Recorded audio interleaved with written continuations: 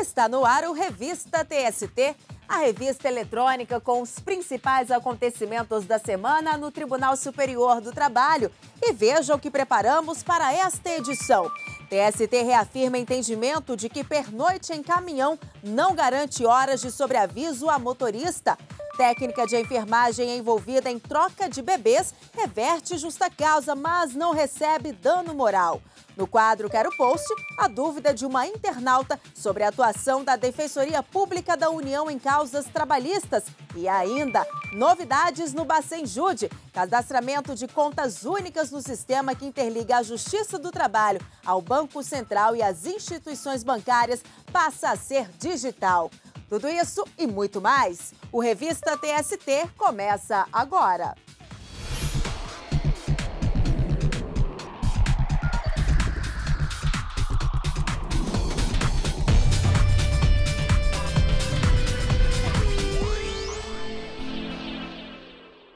O período de pernoite do motorista no caminhão não caracteriza tempo de sobreaviso ou à disposição do empregador. Esse entendimento foi reafirmado pelos ministros do TST durante o julgamento na seção 1 de dissídios individuais. E quem acompanhou esse caso e tem mais detalhes pra gente é o repórter Carlos Balbino. Olá, Carlos. Olá, Ana Amélia. O motorista de caminhão trabalhava para mais de uma empresa do mesmo grupo econômico. E, além de ser o condutor do veículo, era o responsável por vigiar a carga transportada. O caminhoneiro alegou que utilizava um telefone fornecido pela própria empresa e podia ser acionado a qualquer hora do dia.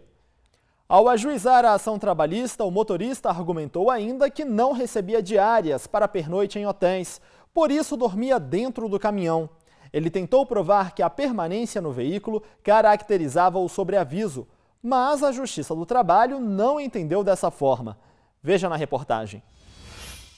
Após a reclamação do motorista ser rejeitada pela 8ª Turma do Tribunal Superior do Trabalho, o caso foi analisado pela seção 1 de dissídios individuais, que também negou o recurso do caminhoneiro. Durante o julgamento, o relator do caso, ministro Renato de Lacerda Paiva, concluiu que, ainda que dormisse no caminhão, o empregado não teria direito às horas de sobreaviso, uma vez que não ficou comprovado que ele permanecia no veículo à disposição, aguardando um chamado do empregador. No caso, é incontroverso que não restou comprovado nos autos que o empregado permanecesse no caminhão aguardando o chamado do empregador para o trabalho. De qualquer maneira, o empregado não poderia permanecer aguardando ordens ou ser chamado para o serviço enquanto dormia no caminhão, pois as funções de vigiar e descansar são incompatíveis. Assim como é inerente ao trabalho desenvolvido, o período de pernoite do motorista no caminhão não caracteriza tempo de sobreaviso ou à disposição. O ministro Valmir Oliveira da Costa destacou a norma expressa no artigo 235 da CLT sobre o tema. Será considerado como trabalho efetivo o tempo que o motorista estiver à disposição do empregador, vírgula, excluídos os intervalos para refeição, repouso, espera e descanso. A própria lei prevê já que é obrigatório esse descanso e que não é tempo à disposição, apenas para a nossa reflexão. O julgamento suspenso em outubro de 2015, após pedido de vista, foi retomado com o voto do ministro Augusto César Leite de Carvalho, que acompanhou o voto do relator no sentido de não reconhecer o período de pernoite como tempo de sobreaviso ou à disposição do empregador. A ausência de condições mínimas dispensáveis ao repouso e sono do reclamante poderiam gerar pretensão e tutela alusivas à obrigação de prover meio adequado para o pernoite, não ensejando a caracterização do sobreaviso. Por unanimidade, os ministros da SDI1 reafirmaram o entendimento de que motorista que pernoita na cabine do caminhão não tem direito a receber horas de sobreaviso. E tivemos mais julgamento de destaque ao longo da semana. Confira. Um trabalhador terceirizado da Petrobras conseguiu equiparar o salário com outros empregados que realizam a mesma função. O profissional presta serviços para a empresa há mais de 15 anos. Ao todo, foram 3 contratos de trabalho diferentes, sendo que o último ainda está em vigência. O trabalhador, então, resolveu entrar com ação pedindo verbas trabalhistas, dentre elas diferenças salariais em razão de isonomia com relação aos empregados da Petrobras. De acordo com o processo, ele exercia a função de fiscal, executando exatamente os mesmos serviços que os empregados da empresa pública ocupantes do mesmo cargo. Com isso, a empresa terceirizada foi condenada ao pagamento referente à equiparação. A empresa terceirizada entrou com ação rescisória no Tribunal Regional do Trabalho do Rio de Janeiro, alegando erro de fato, mas o pedido foi negado pelo TRT. A empresa, então, recorreu à seção 2 de dissídios individuais do TST.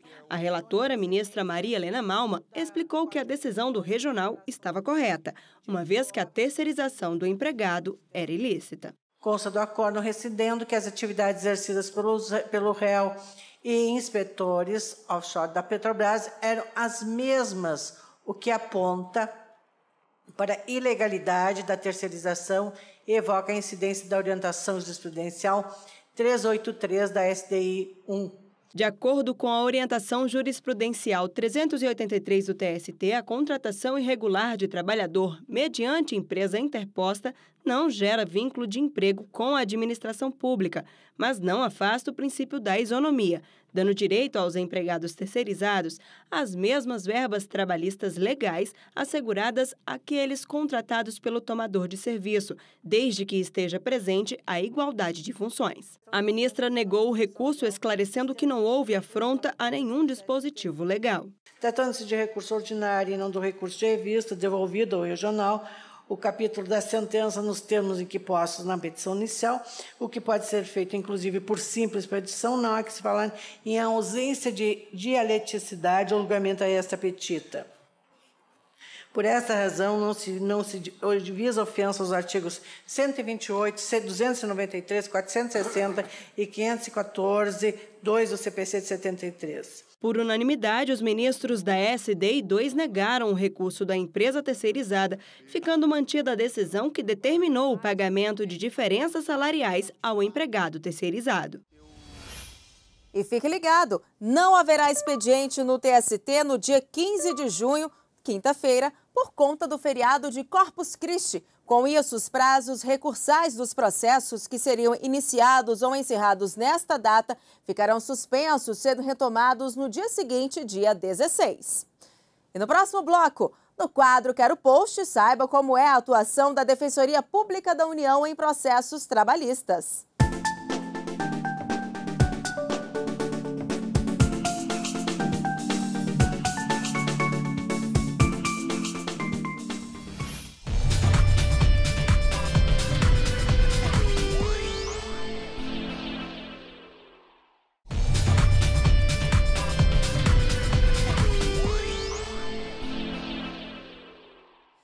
Voltamos com o Revista TST e vamos direto ao giro de notícias pelas turmas. E eu começo o nosso giro com o destaque da primeira turma. Um motorista de ônibus coletivo conseguiu o direito de receber adicional de insalubridade por conta da exposição à vibração em nível prejudicial à saúde. Anteriormente, o TRT de Minas Gerais havia absolvido a Aviação Cuiabá do pagamento do adicional, por entender que a perícia não revelou as condições reais de trabalho do motorista. Ao julgar o recurso do trabalhador ao TST, a turma destacou que a insalubridade está devidamente caracterizada no caso, uma vez que o empregado trabalhava submetido a patamar de vibração que implica riscos potenciais à saúde. E a sexta turma isentou uma empresa de transportes da responsabilidade pela morte de um motorista que foi atropelado ao atravessar uma autopista. De acordo com o processo, o atropelamento ocorreu quando o trabalhador atravessou a pista para confraternizar com colegas no intervalo para o repouso. O Tribunal Regional do Trabalho do Rio Grande do Sul condenou a empresa ao pagamento de indenização à família. mas a empresa recorreu ao TST com o argumento de que não se tratava de acidente de trabalho, porque no momento do ocorrido, o profissional não estava à disposição do empregador. O relator do recurso, o ministro Aloísio Corrêa da Veiga, concluiu que não houve nexo de causalidade entre o acidente e a atividade desenvolvida e que o acidente se deu por culpa de terceiro. A decisão foi unânime, a família já entrou com recurso que ainda não foi julgado. E uma técnica de enfermagem envolvida em troca de bebês conseguiu reverter a justa causa, mas não vai ter direito à indenização por dano moral. O caso foi julgado pela terceira turma. O Tribunal Regional do Trabalho do Paraná manteve a sentença de primeira instância que reverteu a justa causa por considerar que o hospital foi o principal responsável pela troca dos bebês, mas afastou a indenização por dano moral que havia sido fixada em R$15 mil pela primeira vara do trabalho de Guarapuava. Segundo a investigação do próprio hospital, apesar de estarem identificados com as pulseiras corretas, os bebês foram vestidos com as roupas trocadas e entregues pela técnica de enfermagem a mães diferentes. Já no TST, o relator do recurso na terceira turma, ministro Alberto Bresciani, votou no sentido de restabelecer a indenização por violação ao direito de personalidade. Mas o ministro Maurício Godinho Delgado abriu divergência ao afirmar que a justa causa ou a reversão dela por si só não é motivo jurídico suficiente para gerar indenização, já que a livre contratação e despedida de profissionais está dentro dos limites legais do poder diretivo patronal. O ministro Alexandre Agra Belmonte seguiu a divergência e, por maioria, a turma não aceitou o recurso. E o Giro de Notícias continua. O destaque agora é da segunda turma. A segunda turma acolheu parcialmente recurso de uma indústria metalúrgica para reduzir o valor da indenização por danos morais a ser paga a um gerente que teve o nome incluído no cadastro de devedores inadimplentes. De acordo com o processo, o empregado foi coagido a ser avalista de empréstimos bancários de aproximadamente R$250 mil para o empregador. Ao analisar o recurso da empresa, a relatora do caso, ministra Adelaide Miranda Arantes, manteve o dever de indenizar, mas considerou o valor elevado. Ela destacou que a condenação tem como objetivo compensar os efeitos do dano moral sofrido e, por isso, reduziu de R$200 mil para R$50 mil o valor a ser pago ao gerente. E essa notícia teve destaque em nossas redes sociais. Na página do TST no Facebook foram vários comentários. Um deles foi o do Luiz Orzeto, que escreveu: "Parabéns pela decisão. Um absurdo em 2017 uma empresa fazer isso." E deixe você também o seu comentário na página do TST no Facebook. O endereço é facebook.com/TSTJus. E chegou a hora de esclarecer dúvidas trabalhistas que chegam pra gente com a hashtag Quero Post.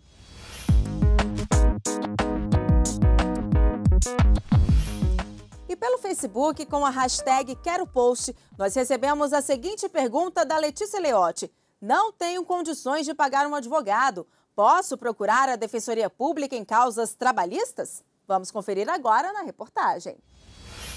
Sônia trabalhava em um supermercado de Brasília. 2 meses depois de ser contratada, teve uma doença crônica nos rins e precisou se afastar das atividades por 1 mês. Ao retornar, foi demitida. E quando eu cheguei à empresa, que eu retornei do atestado médico para comunicar à empresa que eu necessitaria do meu emprego naquele momento, que eu precisaria de um certo apoio da empresa, né?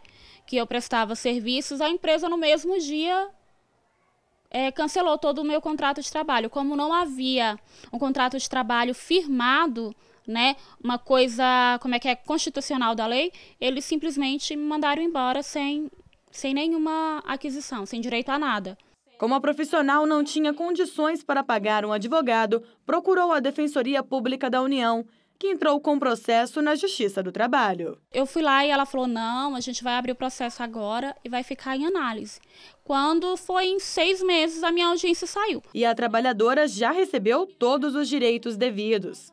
E você que também não tem condições de pagar um advogado e precisa entrar com uma ação na Justiça do Trabalho, saiba que isso é sim possível por meio da Defensoria Pública da União.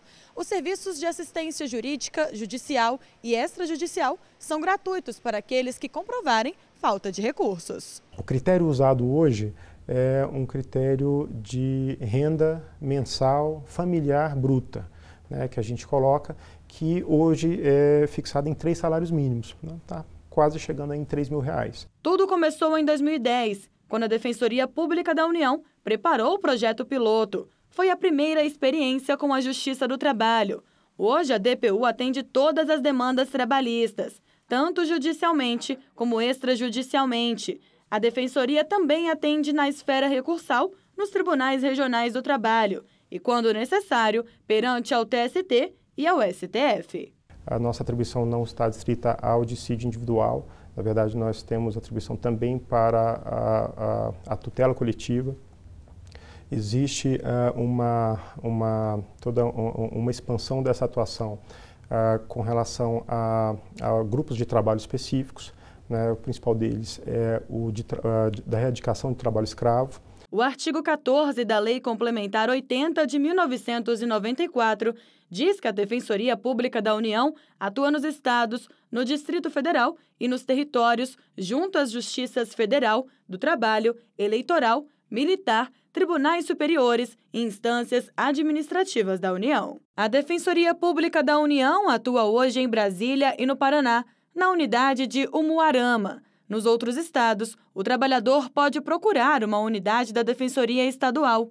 Lá é orientado a procurar um escritório modelo que oferece serviços gratuitamente ou o sindicato da categoria. A gente lida muito mesmo com as reclamações trabalhistas mais comuns mesmo, né, relacionadas ao vínculo empregatício. Quando as partes têm a intenção, auxiliamos na realização de acordos, tanto extrajudicial quanto judicialmente. Desde o início do projeto, em 2010 até 2016, a Defensoria Pública da União assumiu um total de 9.998 ações na Justiça do Trabalho.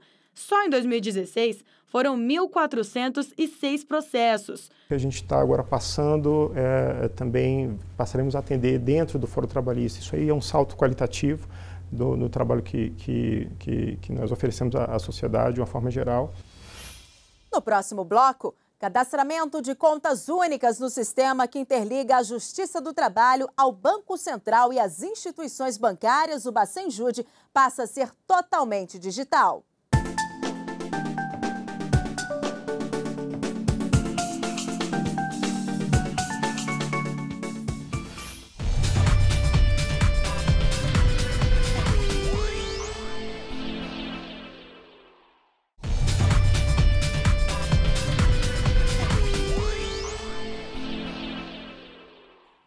O Bacenjude é um sistema que interliga a Justiça ao Banco Central e às instituições bancárias. A ferramenta agiliza a solicitação de informações e o envio de ordens judiciais. Na Justiça do Trabalho, o sistema passou por mudanças e agora o cadastramento de contas únicas no sistema será feito de forma totalmente digital. Saiba mais detalhes do que mudou na reportagem. Em todas as instâncias da Justiça do Trabalho, quando uma empresa era condenada a pagar uma dívida trabalhista, era necessário enviar pedidos físicos de cadastramento e atualizações de contas bancárias ao Tribunal Superior do Trabalho. Tudo era feito por meio dos Correios e o acervo de documentos no tribunal foi ficando cada vez maior. Mas agora a realidade é outra. Desde o dia 1º de junho, os pedidos de cadastramento, recadastramento, alteração de cadastro e descadastramento de contas únicas no sistema Bacenjude, encaminhados à Justiça do Trabalho, são feitos de forma totalmente digital. Para o Corregedor-Geral da Justiça do Trabalho, ministro Renato de Lacerda Paiva, o fato de cada empresa passar a ter uma única conta bancária no Bacenjude digital facilita e muito o trabalho da Justiça Trabalhista. O Bacenjude é uma ferramenta que permite a penhora online de contas bancárias de devedores, de débitos trabalhistas, né? O que ocorre é que essa penhora é feita até por determinação do Banco Central em todas as contas do devedor e traz um transtorno muito grande. Instituiu-se, então, a figura da conta unificada. E hoje, através do Bacenju Digital JT, toda essa operação será feita via internet. Todas as solicitações são recebidas pela Secretaria da Corregedoria Geral da Justiça do Trabalho. A servidora do TST, Jéssica Souza, é uma das responsáveis pelo setor. Nós recebíamos também muitos pedidos das próprias empresas, né, de que a gente tivesse um sistema informatizado para trazer até mesmo mais celeridade para esse processo de efetivação do cadastro delas no Bacenju Digital JT. Para realizar o cadastro no Bacenju Digital é simples e fácil. Basta acessar o sistema pelo site do TST e preencher os dados da empresa, como endereço, nome, CNPJ e as informações bancárias. É importante lembrar que ele vai receber tudo por e-mail. Então, nesse momento inicial dessa solicitação, ele já recebe a confirmação do seu pedido. E após isso ele vai poder anexar os arquivos que a gente exige para a efetivação do cadastro da empresa. Os documentos estão disponíveis no site do TST e lá tem a lista de toda essa documentação que a gente exige e em que formato que nós recebemos. O novo sistema entrou no ar com a publicação do ato número 5 da Corregedoria Geral da Justiça do Trabalho, de 31 de maio de 2017. O ato autoriza a utilização do sistema Bacenju Digital JT, destinado ao envio e à análise de pedidos relacionados ao cadastro de conta única no sistema. No ano passado, nós operacionalizamos alterações de CNPJs, cadastramentos, descadastramentos, recadastramentos, da ordem de 3.400 operações. Imagino isso tudo sendo feito através de correspondência tradicional. O ato fixa ainda o prazo de 90 dias como limite para as empresas autorizarem os dados bancários. Depois desse período, contado desde 1º de junho, não serão mais aceitos pedidos enviados pelos Correios. A Justiça do Trabalho está sempre procurando tecnologias de ponta para dar melhor prestação adicional e para facilitar cada vez mais a vida, tanto dos jurisdicionados, como também daqueles que são alcançados pela jurisdição trabalhista. E o Revista TST abre agora espaço para o programa Jornada, produzido pelo TST em parceria com os 24 TRTs. E eu vou conversar com a apresentadora Carolina Sete, que tem mais detalhes da próxima edição. Olá, Carolina! Olá, Ana Amélia. No Jornada desta semana, vamos falar sobre um assunto que ainda gera polêmica: relacionamento no ambiente de trabalho. O que fazer para preservar o profissionalismo quando um casal trabalha no mesmo lugar? A empresa pode proibir o namoro? Essas e outras questões na nossa reportagem especial. No quadro Saúde e Segurança no Trabalho, vamos falar sobre os problemas de coluna, como eles podem afetar o dia a dia do trabalhador brasileiro, o que fazer para manter uma postura correta e como se prevenir. E no quadro Meu Trabalho é uma Arte, os belos bordados de uma artesã de Brasília, Distrito Federal, que faz quadros em bastidor de madeira. Tudo isso e muito mais, Ana Amélia, no Jornada, que vai ao ar segunda-feira às 7h30 da noite. É com você, Ana. Ok, Carolina, muito obrigada e até a próxima. E esta edição do Revista TST termina aqui, mas você segue acompanhando as notícias do Tribunal Superior do Trabalho no nosso site e pelas redes sociais. Muito obrigada pela companhia e até o próximo programa. Tchau!